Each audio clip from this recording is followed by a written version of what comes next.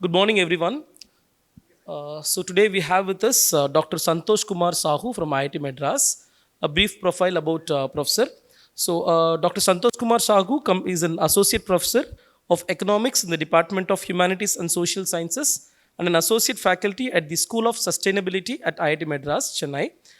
He is also an affiliated researcher at the Energy Consortium at IIT Madras. Professor has received several awards, including the Trendsetters Grant Award, Australia Awards, India Fellowship, and Professor Raghuram Rajan's Young Scholar Grant Award. So, he finished his doctoral research at IIT Bombay in 2013.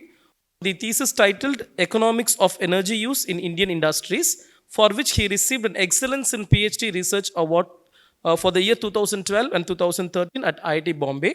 So, Professor's research interests include energy economics, applied microeconomics, industrial economics, institutional economics, economics of climate change, and techno-economics analysis, including LCA. Professor, today talking about the statistical inferences, which is widely applied in all research domains. I hope you'll be making good use of the lecture. And I now request our Deputy Director, Dr. Soundar Nayagi. I request Soundar Nayagi ma'am to give a book to Sir as a token of remembrance. So, over to you, Professor. Good morning. Thank you, madam. Thank you, sir, for having me here.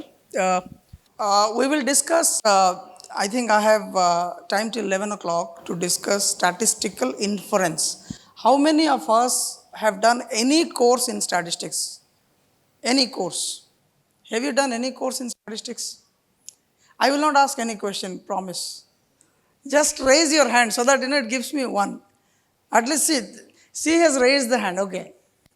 Okay, very few of us. Do you think statistics is important or is just a course, mandatory course to be done, therefore we are doing?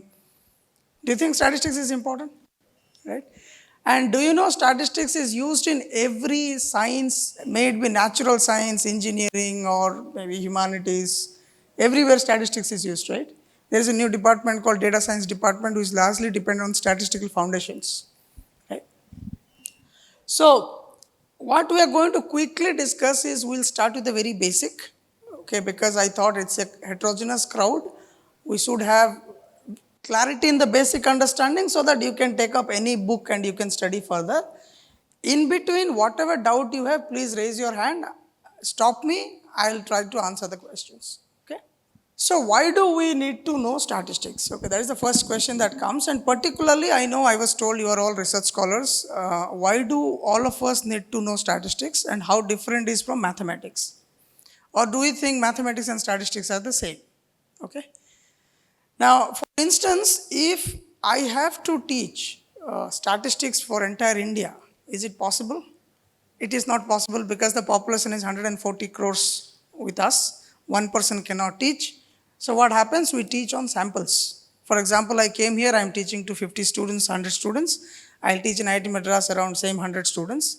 There are multiple statistical teachers around us who will teach similarly 50, 100, samples.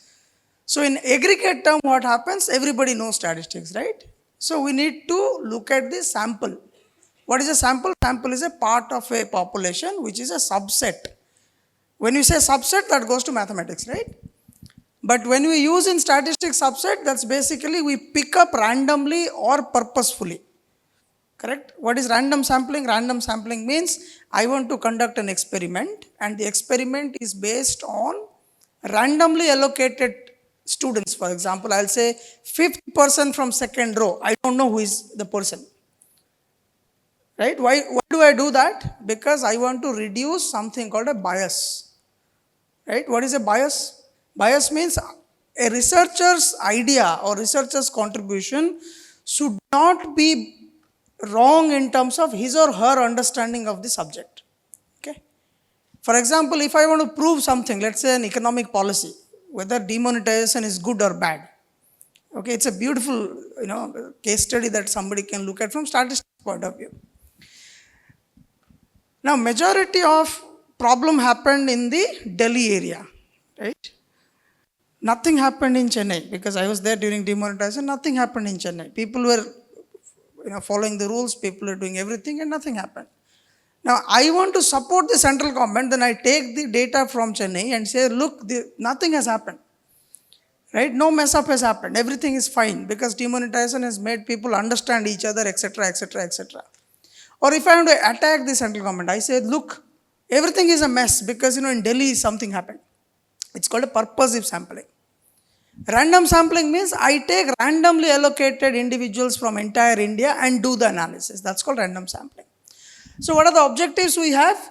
We would try to look at how statistics is important for all of us in terms of planning, in terms of coming up with results which cannot be probably validated by experiments. Everybody cannot do experiment. For example, I'm an economist. What kind of experiment I will do? I cannot do experiment in a lab setup, right? I don't have machines, I don't have tools to set up experiments. So I will collect data from individuals. Health policy, for example, what is the efficiency of a particular health policy? What kind of experiment we can do with the population? We cannot do it. So we need to collect the data and information. Those data and informations are subject to have certain parameters. They should have certain distributions, and those distributions are to be validated using standard statistical process that comes from probability, right? So now probability is math. So we borrow something from math and apply in the data, we call it as statistics, right?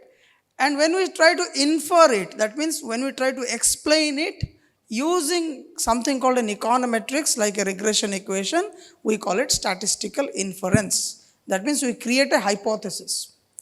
For example, what can be a beautiful hypothesis today morning? You looked at the timetable. There is someone called Santhosh Kumar Sahu will come to the class. You assumed he may be an old guy with, whatever your choice of things is. And suddenly it turns out to be not so old, right? So your hypothesis is rejected. That means the idea that you had somebody will come to the class, because yesterday some people might have come to the class. They are senior to me.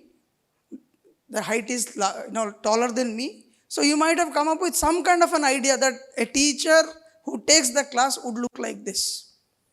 Or maybe wearing a white shirt. Didn't match. So it's a statistical inference that you reject a hypothesis. We will discuss all of that. And then we'll also look at the concepts, the minimum understanding level concepts, so that all of us can at least understand how to use statistics, when to use statistics, and why statistics is important for us.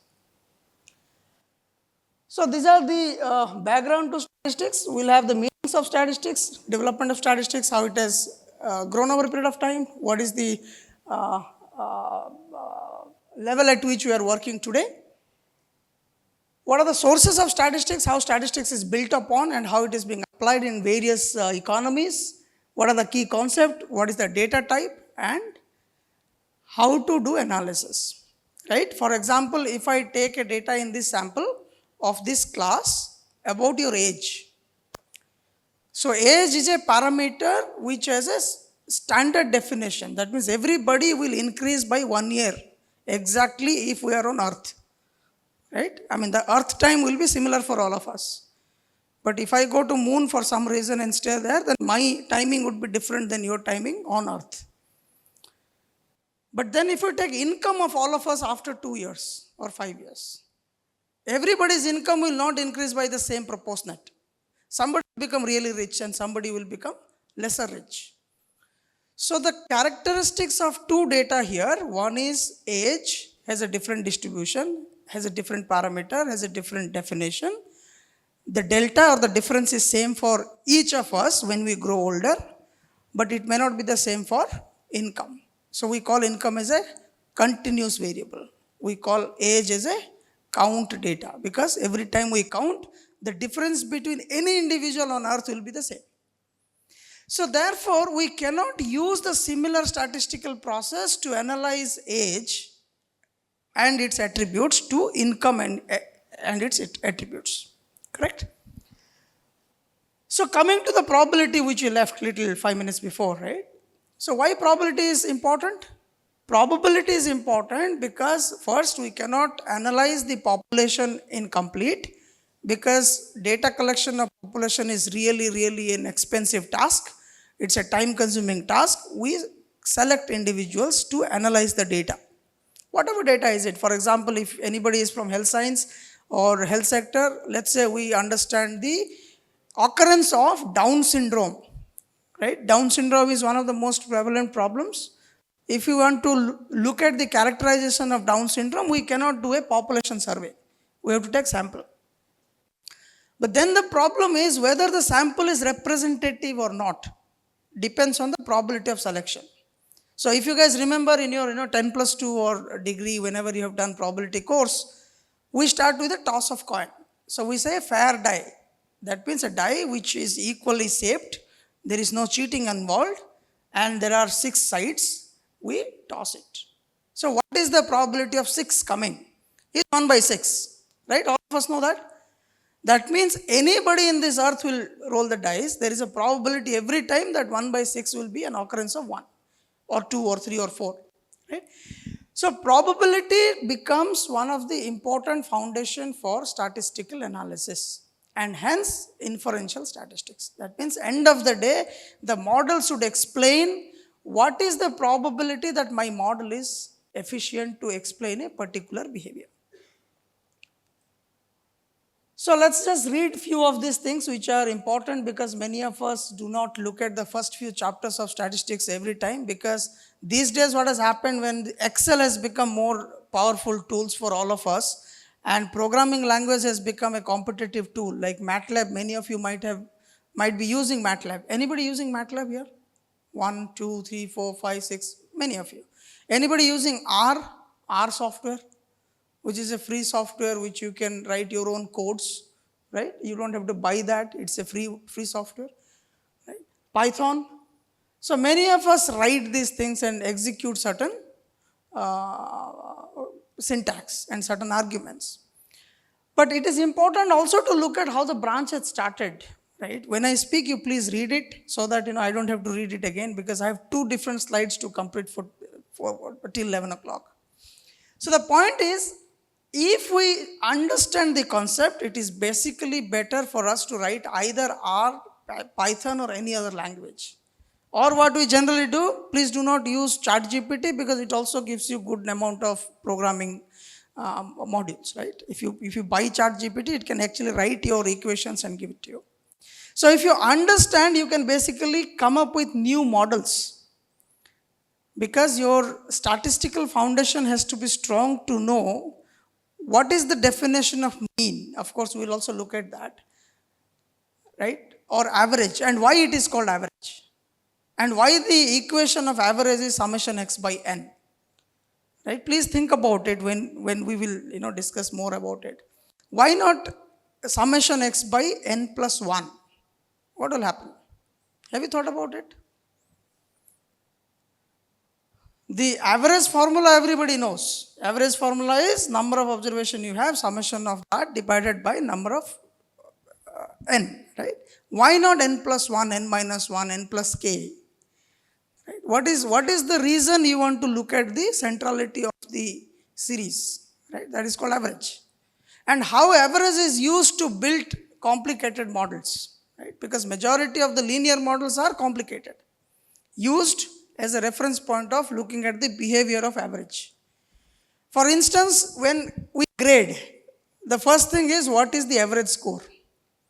How many people are below average, how many people are above average? That gives you a simple distribution of how to grade the students' performance in a particular course. Right? So let's just read it quickly. So the word statistics is used in either two sense, commonly used to refer data, principles and methods which have been developed for handling numerical data. Now this is a very important point here. If you look at the word numerical, right, which means statistics in earlier days used to only handle numerical data. But today, statistics can also handle non-numerical data. Have you heard about natural language processing? Anybody here? NLP? Right? For example, when I come here and let us assume that my Tamil is not very good, what do? I ask Google, right? What is the meaning of this word? And Google translates it. How do Google translate it? It basically reads, understand the characterization of each word and convert into a trained format where it gives me in the translation in English, because I can probably understand English. Which means today we are able to handle even the non-numerical data, which is called a qualitative research process. So there are two sets of research process can be done.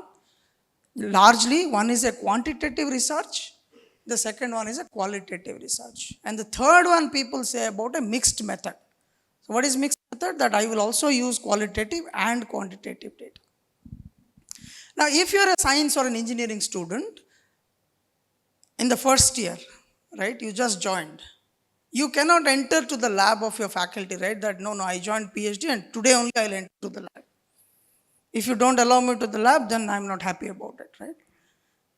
Because all of us want to contribute to research. But before going to lab, can you do some statistical analysis of the research question that you have taken? And increase your understanding either using the qualitative data or numerical quantitative data. For example, similar kind of research might have published in various journals, various publications. Many people might have done similar experiments. Can you read those experiments?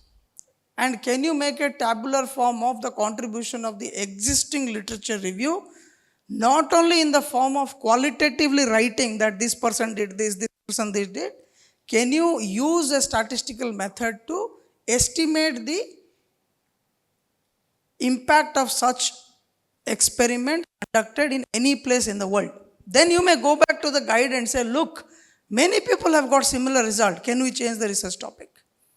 Because the probability of getting the same result is high.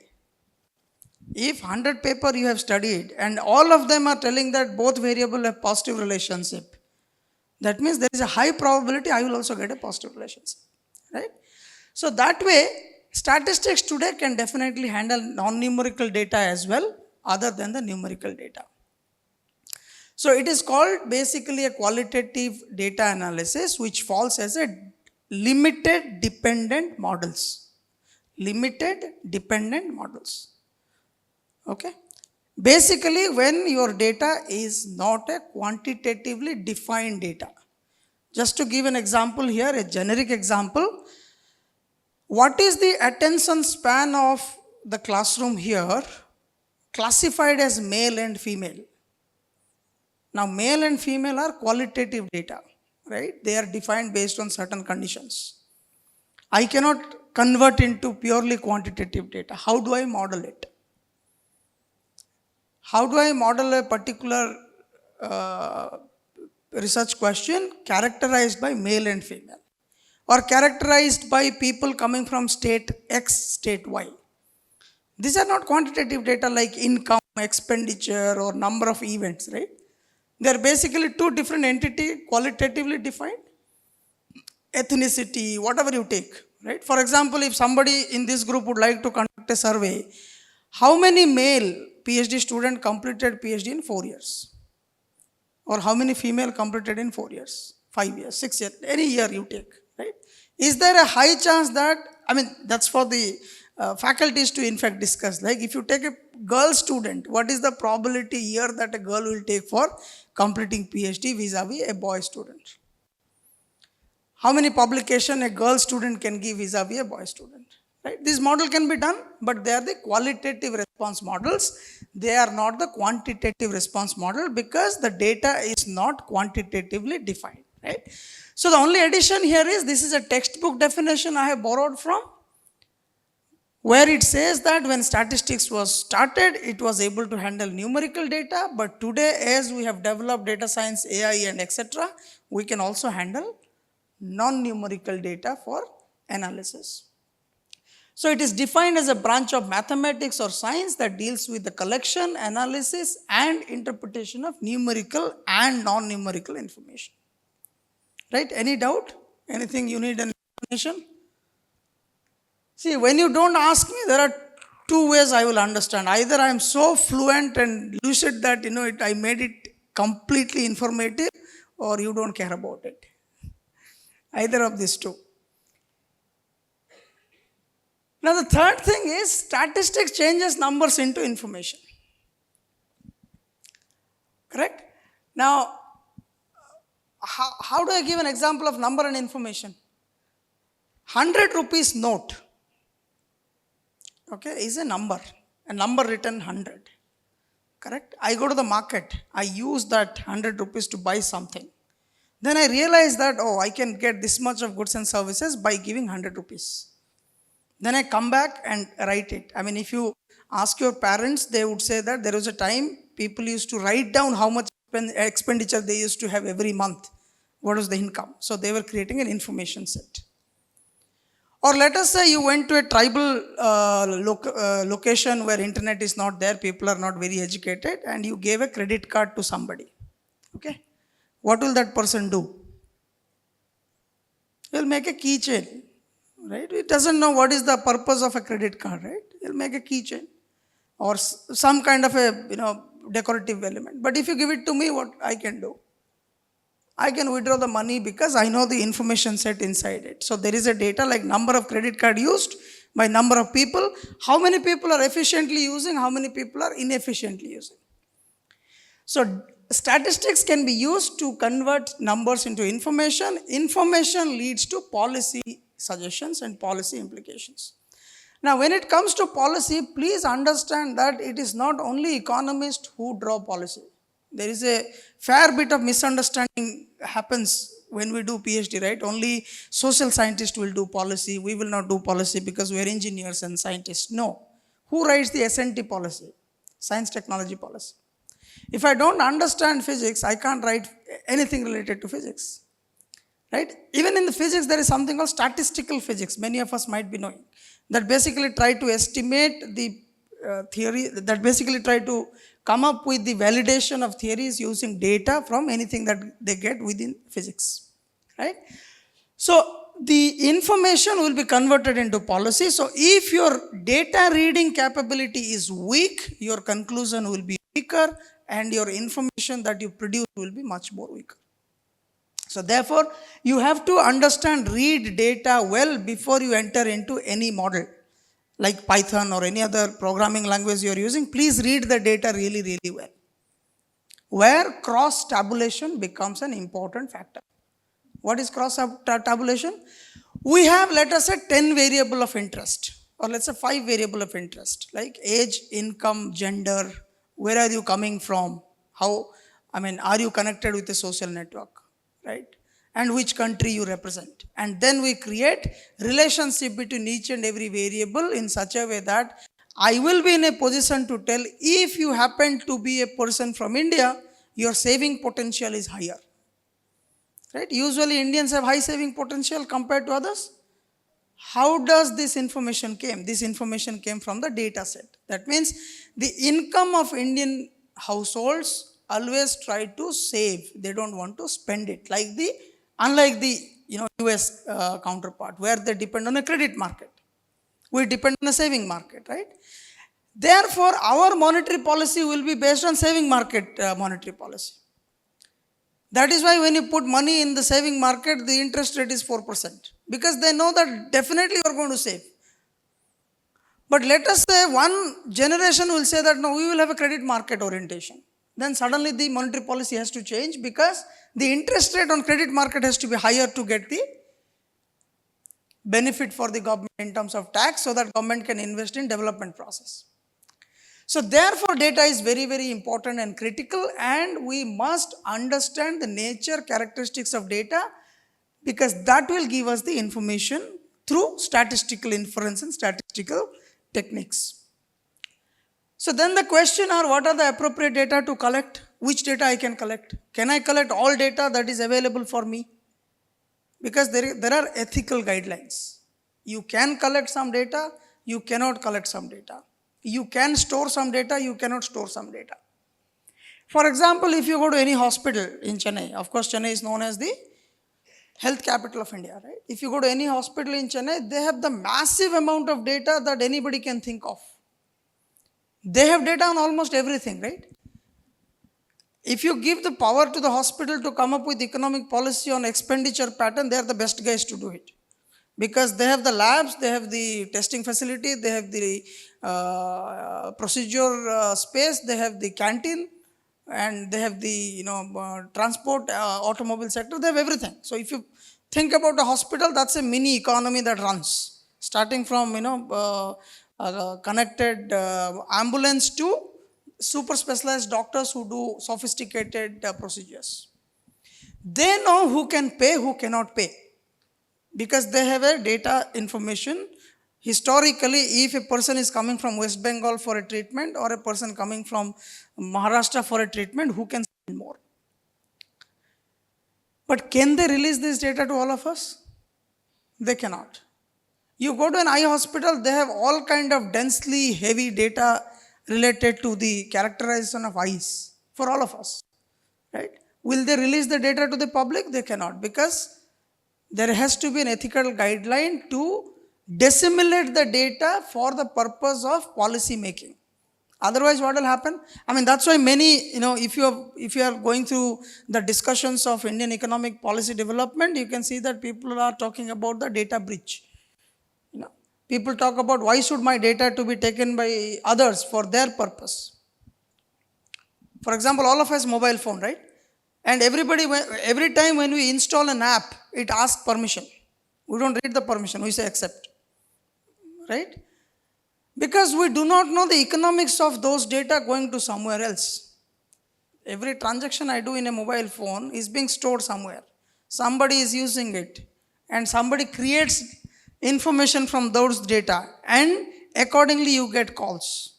For example, at this age of yours, you may not get call for a housing, that there is a new house coming up, are you going to buy it? Now you will get a call saying, I am Santhosh calling from particular publication house, I can easily publish your paper, you give me 2000 rupees. Those calls will come, because they know the pattern of your employment, your characterization, your income, your expenditure, everything, right? Entire advertising market depends on data and information. Every time you enter to a mall, you basically give some data in lieu of buying certain goods and services, other than monetary exchange. That is where the importance of data comes. That doesn't mean every data can be accessed by everyone, gathered by everyone, and used by everyone. So in many of the forum, you declare that I have no problem if you are using my data. Of course, we don't understand why you are ticking that, because for most of us, unless we tick that, the next page will not come, right? But we are giving the permission that you can use my data. For example, if you look at 3 years before Indian Economic Survey, when Professor Arvind Panagaria wrote those surveys, he used data from Railway of India. Railway is one of the most important data providers. They know who moves from where to where.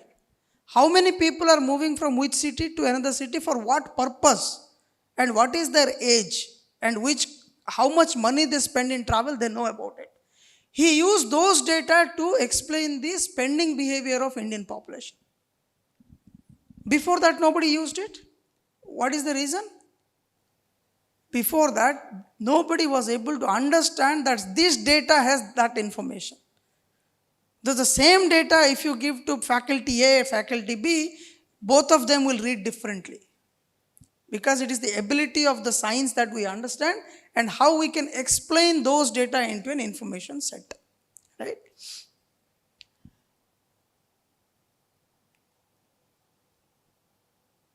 So statistics are data obtained by collecting, processing, compiling, analyzing, publishing, and disseminating the results. So it's not only collecting the data, it's basically a full process where you try to collect the data first, process the data first. What is processing of data? Processing doesn't mean entering the data. Processing means looking at the anomalies in the data. There are statistical techniques and tools. For instance, there is something called range, R-A-N-G, range. Look at the range of the data, right? And look at if one individual is creating a problem in that particular data series. For instance, if we take income of all of us, and majority of you have income of 10,000 and I have income of 200, I am creating the anomaly here. Now, if you take my data in analyzing the entire set, then the inference would be largely impacted by my 200. right? Because the distance between the range between 10,000 and 200 is 9,800. That means max minus mean is the range. So if the range is higher, then we do not have we have not processed the data well. So many times when you work with data, we call it like data processing in terms of identifying anomalies, where the anomalies can be a very big number or can be a very small number. Or you do a survey and ask, okay, how is the teaching of Sahu today? Right? Everybody said it was bad, except 3 people whom I know personally. Right? I mean, looking at you, I can identify few of us that I have met you somewhere. Now, those 3 students will say it was excellent, but 97 says it was bad. Now, if you took that excellent, then the result will be it was good. But it was actually not good, right? Because majority felt that it was not good. So that is how the data interpretation makes a problem. If you do not process the data by identifying the anomalies which are either on the positive side of anomaly with high values or the negative side of anomaly which is a low value. For example, if I don't trust a particular government, even if I get a benefit, I'll always say I didn't get a benefit. And if I like the government because somebody of known person is sitting in the government, then I'll always say that the government is best. Right? That is exactly where we are again going to use something called measurement of central tendency. Right? It's a very fundamental statistical tool. Measurement of central tendency means calculate the mid value of the series in using 3 different ways. One is average, that is mean. Second is median, and third is a mode. Right? What is average? Average is again summation x by n, which is the midpoint of a series if the series is a continuous variable. If it is not a continuous variable, can you use average? The answer is no. For example, how many times you are coming to class? Correct? Or let's say, how many people of 85 years of old can walk? Right? 85 years. So we cannot simply add that number and divide by n and say that, okay, if you are 85.6, then you are able to walk. Or in a particular household, if we say what is the average female size? We cannot say 4.5 female in one household, right? Or 3.5 male in one household. We will use something called a median. So in certain cases, average becomes the central point.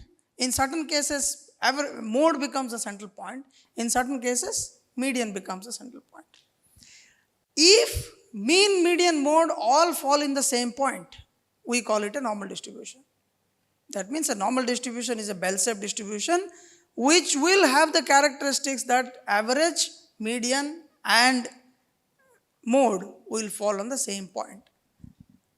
And normal distribution is the best thing that is possible because every statistician will start from an argument of normal distribution, saying that data is normally distributed. Then we will check the normality. That is the second stage that we will do.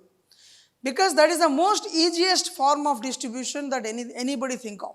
Because it's a symmetric distribution, it's a bell-shaped curve, it has observations ranging from minima to maxima, average, median, mode fall on the same point at the peak.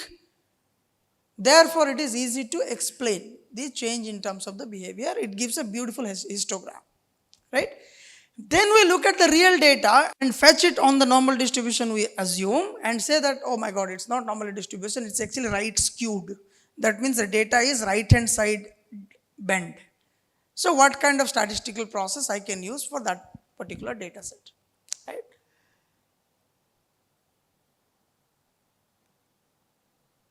Now, these are the things which I already discussed. So let us go to the sources of data. Right? How many ways we can get data to be used in statistics? One is definitely census. Census means population. That means I will collect the data of the entire India. Any example of census? Population survey, right? What is the latest population survey we have? 2011. Why? It takes 10 years to count how many people are there in India. Right? So sometime personally I think whether 140 crore is the correct number or plus or minus some 20 crore is here and there. And whatever data we have for 2011, they are not 2011 data, they are 2010 data, 2001 data. In that 10 year, many people might have born and they become 9 years old, 8 years old. It's a massive task to even count how many people in India are there because of the density of the population. Japan, it is not a big problem, right? Because technologically, that's where technology can help. Technologically, they are advanced. Everybody has a identification card. Everybody can basically register themselves, right? In India, what happens? We have a lot of heterogeneity among us. Many people do not have even basic cards, basic identifications. And counting those falls in the census. So there is something called Census of India, which tries to estimate how many people are there in India and the basic information. What is the work they do, how they are classified as gender, this, that, etc. They collect. It takes 10 years. And the tabulated data comes after 5 years. So ideally it takes almost 15 years. The data collection processing takes 10 years. Tabulation takes even more than 5 years. So it's a massive data we have to collect. Therefore, what happened, if you look at today's database that Government of India is giving, there is something called Central Statistical Organization. Anybody heard about this? Many data you get it. So the main entity is MOSPI, that is Ministry of Statistics and Program Implementation. Under that, they have Central Statistical Organization, which collects, disseminates, tabulates the data. So if you want to know how much money was given for R&D in India, the data is also available. Starting from economics to science and technology, data is available. The only thing is we need to know where is the data, how to read the data and interpret the data. So nowadays what is happening, we are basically moving away from census and we are trying to do surveys. That means we want to look at the sample population instead of looking at the complete set of entire population because it takes time. For example, you want to come up with a new policy, immediate health policy. Will you wait for 10 years? Right? By that time, many good things will happen, no?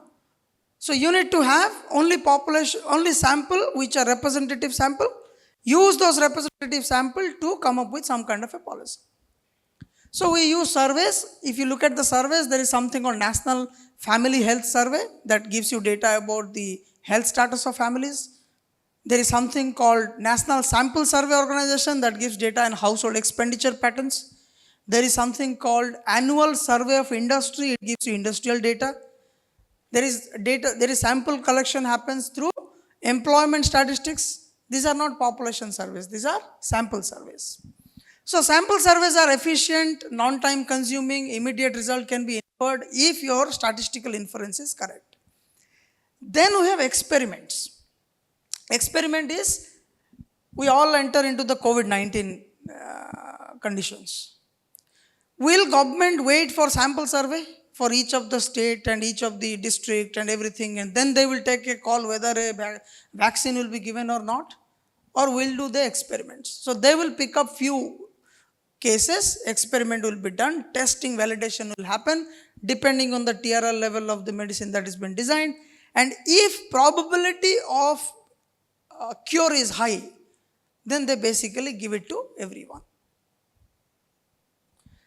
Right? And because it was population wise not tested, there may be some anomalies where few people have a difficulty in some conditions after taking the medicine. None of the medicines have went through either large scale survey or census. Maybe paracetamol itself. Right? When a paracetamol company comes up with Dolo 650, right, which became a chocolate during the COVID-19 period, they never went for the census or surveys, but it was based on the experiment. Now there is an interesting experiment being conducted in social science domain. I mean, anybody in social science? Anybody in social science domain? None? Economics? No? No such branch. Okay. So what is the majority? Engineering technology majority, right? So For example, carbon capture, right? Anybody has read anything on carbon capture technologies, right? Now you have TRL levels, right? And then you go at a test bed in a particular industry, right? Then you release it to the market. Now, if you experiment that for 15 hours, if you run that CCU, not S, we will not talk about this. So, carbon capture, if you run it for 15 hours, it may show you positive outcomes, which means in any other condition, it will show a positive outcome. Any automobile engineer, when we write in the automobile saying that 1 liter will give you 75 kilometers of efficiency. Did anybody got 75 kilometers by 1 liter petrol? Nobody would have got it because that is in the experimental stage. That means when in a controlled atmosphere the experiment is conducted, it gives you 75 kilometers per hour of efficiency per unit of petrol being consumed. Or when we buy laptops, it says 8 hours of battery backup. How many actually hours of battery backup we get? Around 6 hours. And as we use it more often, then the battery backup reduces, right? So either we can go for census, we can go for surveys, or we can do experiments. Now, because this is largely engineering background students, the surveys can be like literature review for you guys. For example, if you are doing certain technology, if you are working on certain technology, kindly get at least 500 papers published in those area. Because today, any area you pick up, more than 500 papers are available, right? Or is there any area where 500 papers are not available? And I am talking about 500 Scopus Index Q1 journals. Minimum 500 is available. The rate at which publication happens, any chemistry students here? Okay. They publish like anything. Right? One candidate publishes like 12 papers a year. So the density of work being published in your area is really, really huge. So it is not difficult for any one of you to find out 500 papers, downloaded 500 Q1 category journal papers, and then look at and take that as your survey data. Instead of looking at it as a literature review, because every supervisor would tell you that look at the literature, read it, and then we do it at the end.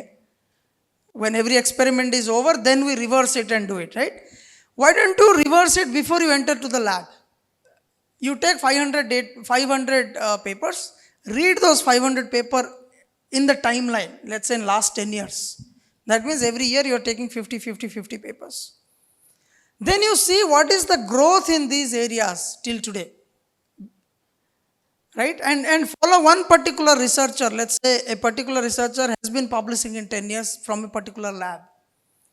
Is he getting a similar result or a different result? If he is getting a different result, if the experiment design is different, then what will happen? You will be able to basically infer much more detail before you enter to the lab using simple statistical tools and techniques.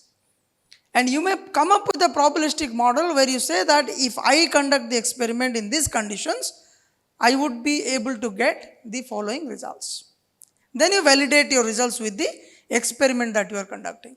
In fact, that becomes one paper, right? That becomes a literature review paper you can publish. So those who are interested, you can write down the tools. It's called meta regression, META meta. Meta regression is a technique which can be used to quantify the literature review and come up with some statistical models. And trust me, these are very, very important things, because before you enter to the lab, if you know not only the subject but also the growth of the particular domain, you are able to contribute more than what you could contribute in absence of the literature review. So literature review is not always something called a basic understanding of the lab setup or basic understanding of a process. Take the data from the published materials and try to analyze those data. Then we have secondary sources. Secondary sources is somebody has collected. For example, if you look at the published papers, get the data from that, that's a secondary sources. Or your senior was very happy with you and gave the data from the lab, that I conducted this. Unfortunately, we also don't do that. We don't see our data management skill across disciplines so weak. Maybe we don't trust each other or whatever it is. In one lab, last 20 years, experiments will be conducted. Right? Papers are published, awards are being received. But we do not have a mechanism to store the data over a period of time. So, translation research, like what is done by your senior and the previous senior, if that data is available, it becomes much more easy for you guys to work on the new technology that you are thinking of. Because you can identify the anomalies, you can identify the process problems if you have a priori data with you. Now, if it has not started by your senior, you can start it. You can lead it and say that, okay, we will keep the data and translate it, give it to at least the guide, so that the guide can basically keep the data for comparison purpose and come up with a comparative paper. Right? So, there are secondary data. Secondary data are often picked up from reports, publication of researchers, institutions and organizations. They are used by researchers so that the financial burden on the researcher is less. They don't get into the collection of data, creating problems in collecting data. These data are already processed data, which means you don't have to reprocess them again. So let's leave this here. Now let's look at the simple histogram in this case and try to explain. So what is happening here? There is a population data in million from 1948 to 2008, right? How do you explain this data? Think about not population. Let us talk about, or you convert it into your nearest understanding of the data. Population data may be difficult for you to explain. Any random data is given. There are two information strictly given here, right? Upfront two information is given. One is a timeline. Second is the number. These are the two things are given. How to interpret this data? Or what is the best way that we can explain the behavior of the data? What is the first step we can say? As year increases from 1948 to 2008, the number increases. Okay? And these are comparable numbers because this is in population in number, a count data. Why I am telling this? For example, if it is a financial number, we cannot compare unless it is converted into something called a constant price. No, GDP is different. Constant price means the value of currency yesterday is not similar than today. It's like gold price, right? Best example. 5 years gold price and today's gold price. All of us can understand, right? Akshaya Tritiya is coming. Everybody will go to the gold shop. Now today when I look at the gold price, I think that I could have purchased, 30 grams in the same price. So what has happened? The value of money has come down. So please look at those things also when you analyze the data. Here units are comparable. There is no change in the value even if 10 years before and 10 years after. Right? Because the number of population presented in a histogram. So one observation is as years grows, the population has grown up. What is the other way we can explain? Any other way you can read the data? Don't compare with population if it is little bit out of course. So just think two observations are there. One is a timeline, second one is a number. The percentage change. So if you look at the percentage change between years represented at 48, 59, 69 and so on and so forth, the percentage change differs. That means the delta differs. Between the gap, the delta differs. Right? So 1948 to 59 is 9 years. Then 10 years. I don't know if you managed to see the anomaly there, right? So it could have been 1949, 59, 69, 79, 89, 99. So 10 years decadal growth. It's called a decadal growth. What I did? I purposefully picked a few years. So this data is non-comparable series when the number grows. So I cannot conclude that as in each of the bracket, the percentage change differs when year differs because Identification of year is not homogeneous. If I would have picked up 1948, 58, 68, 78, 88, so on and so forth, then that means each delta are exactly same for comparison purpose. So it may be a problem of selection bias. So I am selecting something to represent, saying that look, from 6.5 we jumped into 24.2. Let us say I don't give the 1969, 80 and 91 series and suddenly give you 2002 series. It becomes difficult for me to explain because systematical differences is not there. And that is why frequency of data matters. And today all of us talk about high frequency data. Right? Big data people talk about. Right? What is big data? The frequency of occurrence of data at each point is quite close. Best example is census of India. When trade happens, every second trade happens, every millisecond trade happens. Every mobile user trades. That means the density of data is very, very high. That means there is no gap between the data. Now, even if in this case, this is a 10-year gap data. So in 10-year gap data, you get only 2 points. For example, if I compare 1948 and 59, I get only 2 points, 5 and 6.5. What if I have data for 1948, 49, 50, 51, 52, 53, continues for 10 years? I have 10 years data. Then I can actually see in which particular year the population is picked up. I am not able to explain that because I have taken a classified data into intervals. The intervals are not correctly specified. The gap between intervals do not exactly remain the same. Therefore, generalization from this graph would be difficult. So, if I give you this data, you have to write your interpretation and you have to also write the critique of that.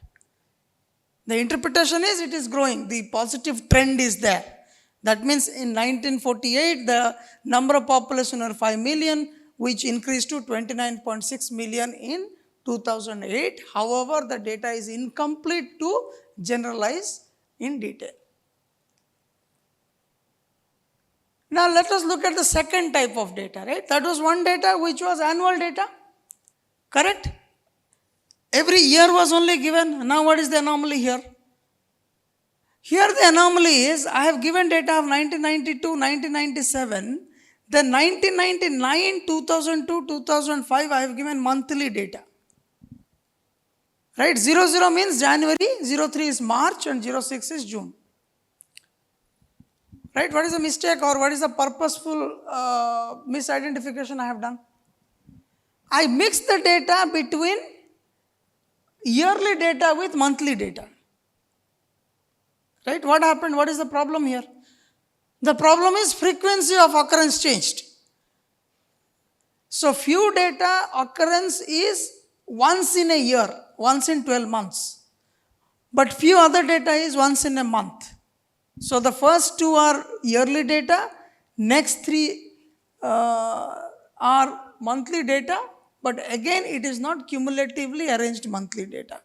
That means I have not given 1999-00, 1999-03, 1999-06. So again I have created a misinformation here. Now as a researcher, you use any kind of data, experiment data, non-experiment data, but you must know that your indicator variable, which is the main variable of interest in explaining the data, has to be comparable. If not comparable, results cannot be generalized. You know, when you guys do experiment, you run the experiment for 100 days, let's say, continuous running the experiment for 100 days. There is another individual who runs the data for 100 days for in different intervals. These two data are difficult to compare. Right? So, these differences we must understand. So, how to manage the data? This is the data management cycle. Basically, it starts with the conception of the idea. What is the idea that you want to look at? You design the survey. It can be a primary survey, secondary survey, or even it's a third-party data collection process. Design a questionnaire. Questionnaire is something like you want to seek information from something. For instance, again, I come back to carbon capture as an example here. Now, if you would like to do carbon capture, you know how many researchers are working in India. Let's say 100 researchers are working in India. Can you initiate a survey and talk to these people that what are the difficulties you face? Or what is the limitations of your research? That's what we do indirectly by using literature survey, right? Now you develop a questionnaire. Now that questionnaire has to have questions related to the conception of your idea, of any research that you are doing. Irrespective of research, there is a central idea research question. Looking at the research question, identify the questions relevant and make a questionnaire for that. Then collect the data either through various sources or through the field. If you are experimenting and if you are looking forward for adoption of a particular technology, you created a technology and you want people to adopt that technology. You want to implement that in a very small scale, right? Then do it in the field, manual checking, editing and cleaning the data, enter into the computer and start data analysis process. But please remember that the data should be comparably represented. If you are working on sample, please work on sample. If you are working on population, work on population. But if you are working on a time series has to be comparable. So I cannot take a data of January of last year and March of this year and say that I am comparing GDP. I mean, one of you are talking about GDP, right? This is a simple misconception we have. GDP comes not only in years, it also comes quarterly. So there are 4 quarters. Each quarter data comes and given by the Reserve Bank of India. I cannot say that in X year the GDP was this much percentage growth and the GDP percentage growth in this quarter is less. Because it's a quarterly data, the occurrence, the probability of occurrence of the data is 1 by 4, whereas that is 1. Right? So please understand that the scale, the timeline has to be comparable so that I can compare the data point which is given above. Now these are how the planning of the survey can be done. Identify the relevant indicators, ensure the existence of an appropriate sampling frame, choose the sample method, determine the sample size, train the data collectors and determine how to collect the data.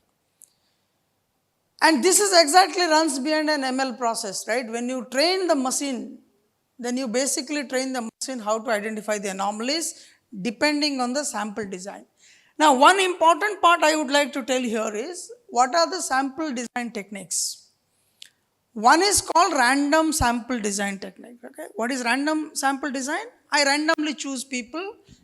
There is no intention of the researcher here. Randomly, I pick up people and ask what is your objective of this particular intervention. But then there is something called a purposive sample.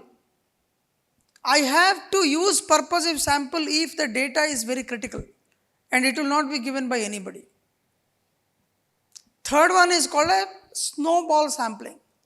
Snowball sampling means I go to her first, then ask her who is the next person I can interview. She says she is her friend. I keep on rotating that. It's called a snowball sampling. So purposive sampling, random sampling, snowball sampling. Right? In one case, I do not know the respondent. Second case, I know all the respondent. Third case, I know only the first respondent. So if my first respondent has given me correct answer, then the probability of efficiency of my model is high because then I can keep on getting a better result and better ideas.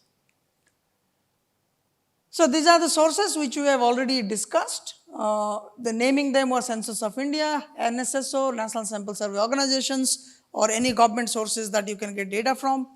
These are the ways where you get data.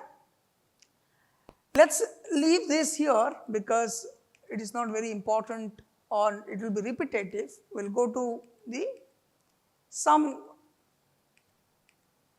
interesting things of data types. Okay, I'll leave the PPT here. If anybody want to use, they can use it. So I know many of them may not use it, but okay. So what are the data types? You have been given some data, correct? Now how can you classify this data, and is it really important to classify data? Let's first answer the second part. Is it important to classify the data for comparison purpose? So what is the first problem in the data?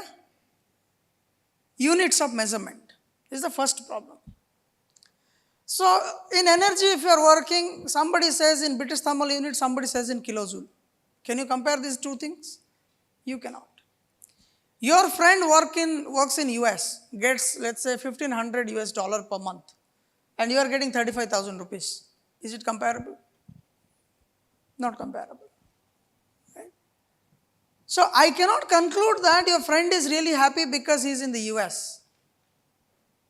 What I have to look at that, what is his income with respect to the purchasing power in US, $1,500 vis-a-vis you who is getting 35,000 rupees or whatever scholarship you are getting. Then only the comparison can be done. Now for that comparison, what we have to do, we have to look at the data types. The classification of data type is, one is, as I said, is a qualitative series, second one is a quantitative series. In the qualitative series, we have three classifications. One is a nominal data. What is nominal means? Naming. Nominal, naming the data.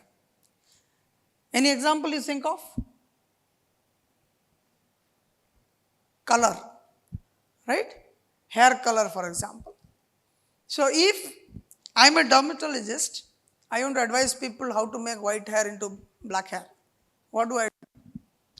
I have to look at everybody's head and identify which is the location where hair is falling or hair is white in color. Then I have a clinic there. So when you go back to your respective places, you see these market dynamics. Tea shops establishment vis-a-vis restaurant establishment depends on those statistical techniques.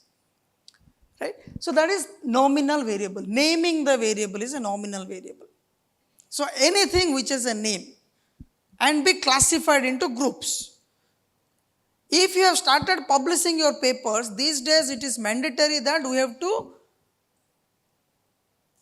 declare our identity. What are the identity declaration comes in, for example, Elsevier when you put a paper. It says which continent you are from, Asia.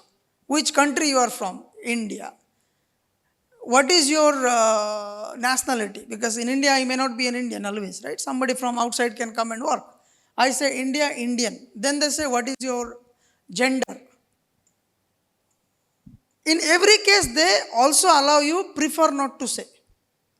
In each of the case, prefer not to say. Because each data has to be vetted by you that you are willingly giving it.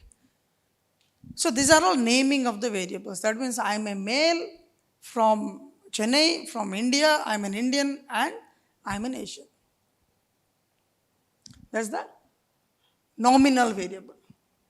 So how do we use nominal variable into different process? We basically convert into the number system. If he is an Asian, gets a value 1.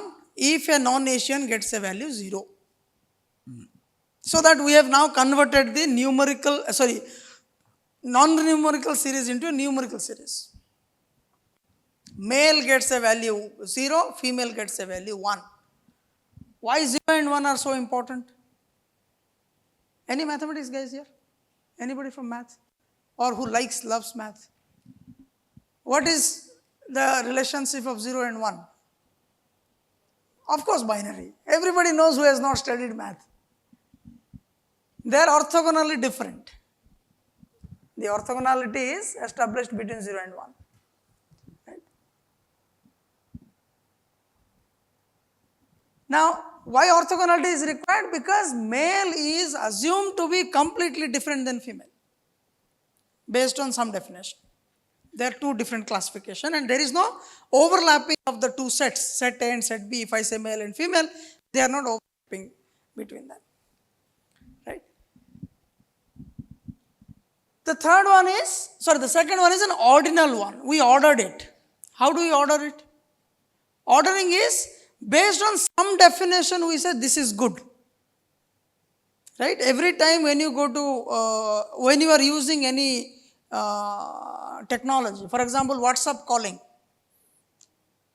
end of the call, there will be one small thing will come. Do you like our service? Put 5 stars.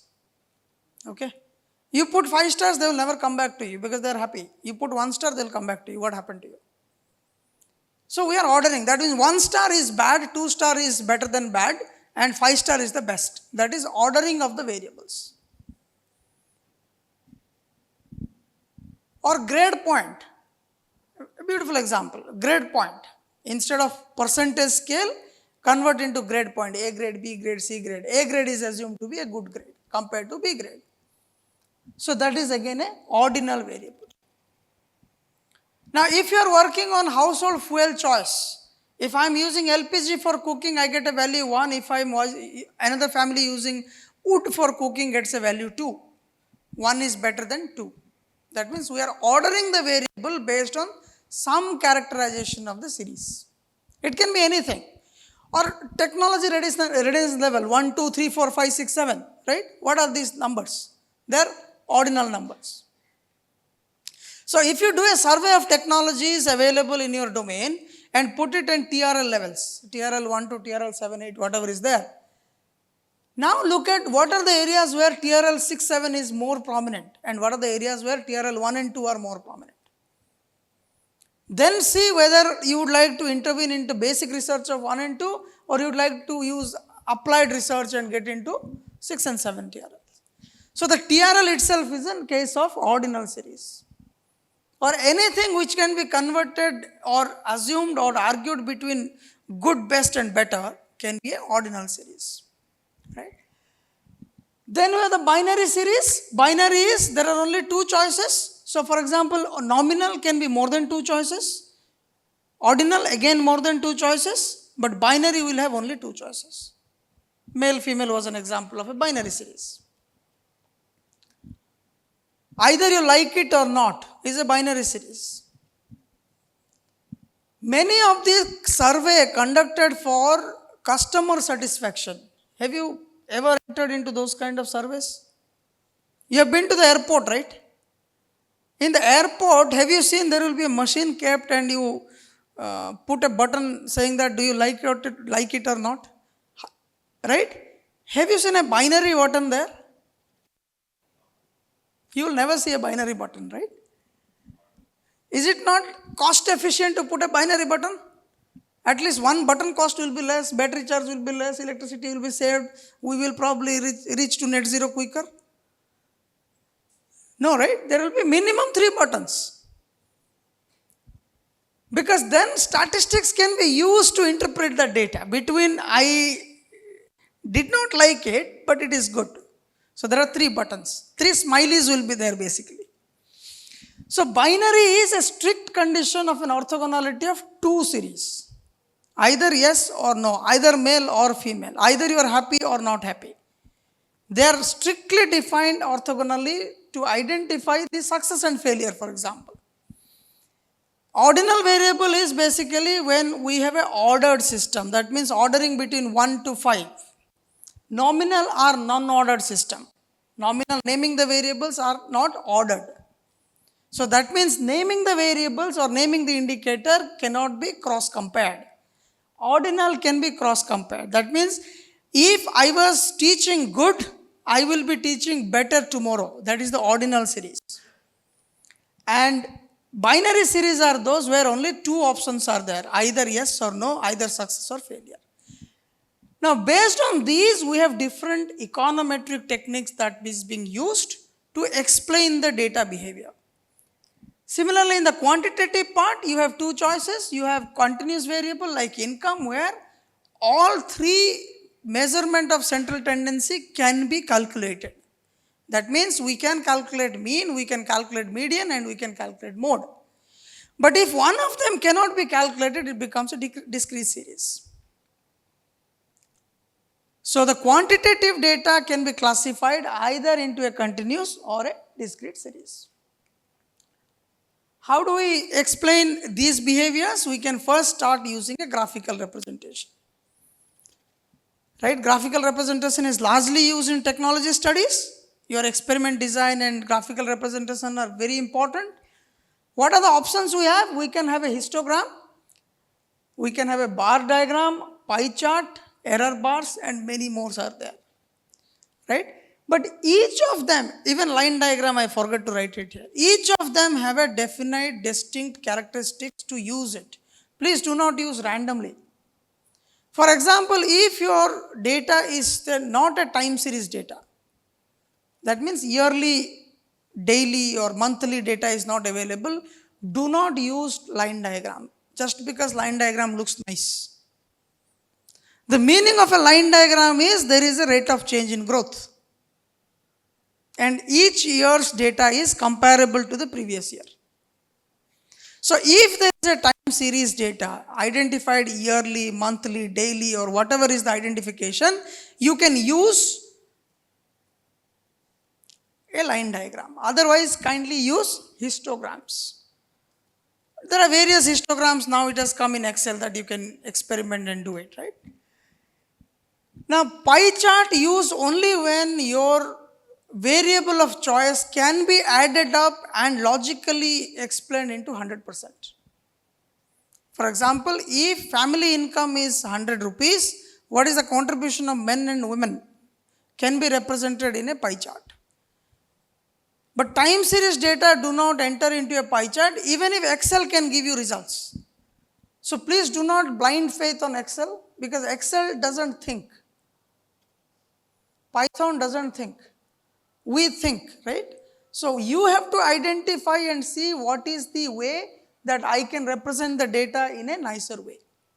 Do not use a wrong graphical representation for the data which does not credibly enter into a wrong representation of data. Now the data can be converted into frequency tables. What is frequency tables? We want to create a comparison statistics. Is a frequency table. And we can also represent it in terms of the percentage scale. So what are the tests? The first set of tests is called a descriptive statistics test, where you have the data with you, you look at the distribution of the data, you look at the minimum indices like mean, median, mode, minima, maxima, range, etc., etc. And then start inferring the data from there and create your hypothesis. So if you see that people living in coastal India are vulnerable to climate change, how do you know that? You have a cyclone coming, people get affected and many of the areas are submerged, which is near to sea. So that is the descriptive statistics I look at. Then I hypothesize that if you are buying a house near to sea, there is a high probability of damage due to cyclonic storm. So that is how I can use the descriptive statistics. Then I create relationships between variables. Relationship between variables means who are the people staying in those locations? Have you ever thought about who are the people staying in these locations? They are largely poor people, fishermen community, or people who never got a land in the central locations for whatsoever reason. Or historically they were dependent on fishing, therefore they stayed in those regions. But in today's context, either you should be very poor to stay in those locations or you should be very, very rich to stay in those locations. Now the very rich, there is no problem because the stability of the infrastructure being made is perfect. Nothing will happen. So then what I have two sets of population here. One who are below poverty line people staying in those areas, another supreme rich people who are staying in those areas. I create a causal relationship between them. That means if you are a poor person, what is the degree of damage will happen to your property? Vis-a-vis if somebody is a rich person, what will be the damage to the value of those properties? So I create something called relational statistics classified at univariate, that means single variable statistical approach, bivariate, only two variables are there, or multivariate analysis. That means multiple variables are explaining one particular event. The third thing is I use statistical inference or inferential statistics to generalize that. That means if it has happened in the east coast of India appropriate thing will happen similarly in west coast of India. Therefore, the government has to come up with special policy for people who are staying in the coastal regions. So I use descriptive statistics as the first stage, followed by creating relationship between variables, then generalizing them for a better policy suggestions. Now I have only 10 minutes, I'll see how much I can cover. So in that case, we have two major issues to look at. One is the measurement of central tendency I have been talking about for a long time. Second one is measurement of dispersion. So what is dispersion? What is the variation between the two series? What are the two series we have? Very poor people staying in the eastern coast and very rich people staying in the coast. We have the example. ECR, if you go, you can look at those houses. You go little ahead of ECR, you can see fishermen community houses. So we would like to see the variability or variation in the using dispersion as a criteria. That means, are these two distributions comparable or these two distributions are non-comparable? What is the degree of difference between these two distributions? For example, there is a candidate in this class who can speak really good English. There is another person who can speak good English but is not very confident in speaking, but knows everything in science. What is the probability that a person will enter into the job market first? So there will be a distribution for those who can speak very good English, know a little bit on subject. There is another set of students who know subject but cannot express. So I would like to see the dispersion of these two series and understand why some students are able to enter into the job market where some people cannot enter into the job market. Now for that I can use the confidence intervals of both the series. Confidence interval is again going back to the probabilistic argument or probability distribution, where if I toss a coin for 100 times, how many times I get head? Right? And what is the error that might be coming? Because tossing a coin is a controlled experiment. Because it has only two sides, except the other side which was in that movie. Please don't consider that. It will stand, it will not fall anywhere. That argument, don't bring it here. Only two sides, head and tail. So how many times I get head and how many times I get tail is basically a controlled experiment. But in a non-controlled experiment, for example, you are doing a serious experiment, suddenly electricity fails. Possibility? So that's called risk and uncertainty in the experiment design. Of course, today I believe all of us have generators and stuff like that in the labs, but sometime let's say generator fails. That's a risk and uncertainty in your experiment. Right?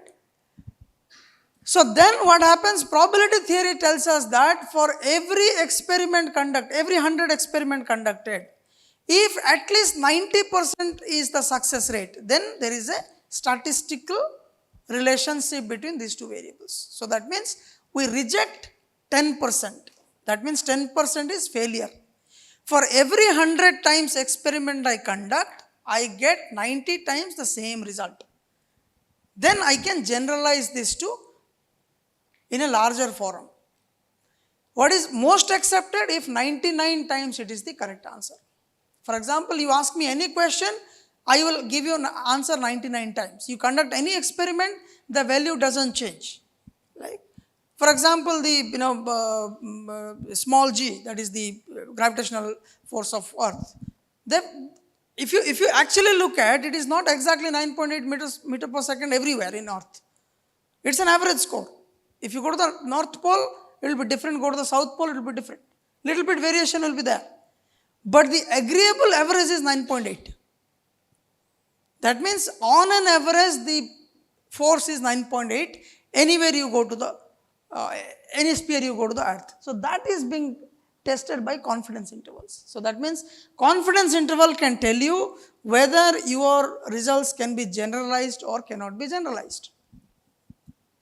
If the acceptance range is 90% minimum, yes. If it is less than 90%, we have to relook at the data, relook at the model building. Then we create hypothesis and we do hypothesis testing. So I thought I will be able to complete. In fact, there is another PPT with me left. But I give this case to all of you.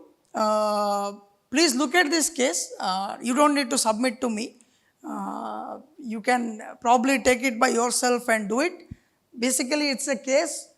It's a corrosion study was made to determine whether coating an aluminum metal with corrosion retardation substance reduces the amount of corrosion. Okay. Now, anybody working in the corrosion science?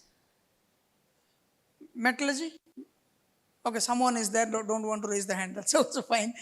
Now, see, if you are doing this study on corrosion, right, you will do the experiment, but before experiment also you can do some kind of analysis, a case like this, where you can probably come up with some kind of a data set. Now, where this data set comes from? So, this is the case, anyway you will get the PPT. So, this is the case. Now, you create the case into data points. Now, these data points you can basically represent as a scatter plot diagram, and the same data point you can create as a conditionality between uncoated and chemical corrosion and identify the average corrosion for cycle of experiment being conducted. Now, you do your experiment and see where your data falls in this series, right?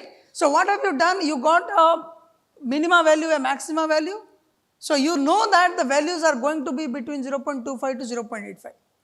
Now, fix your experiment value and see what is the correctness of your experiment depending on the existing studies.